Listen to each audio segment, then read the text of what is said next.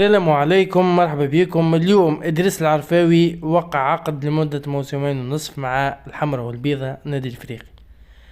لاعب واعد كما شفناه مع المنتخب التونسي الوسط، لعب كأس العالم معاهم. كان تألق إدريس العرفاوي وتعرف من الوقت هذاك. ان شاء الله ينجم يعاون النادي الافريقي ويكون في منافسة مع غيث اليفرني على حراسة المرمى، وان شاء الله الزوز يفيدوا النادي الافريقي في قادم مسابقات الجاية اللي تستنى في النادي الافريقي، بحكم مازال برشا ماتشات في البطولة، وان شاء الله الزوز يفيدونا. ومن جهة أخرى النادي الإفريقي أهل أرمان كوا بحكم إقصاء حمدي العبيدي وإصابة آدم قرب وخروج إيدو. النادي الإفريقي بقى من غير مهاجم، يعني أرمان كوا جاهز بنسبة كبيرة أمام مستقبل رياضي بيجابس.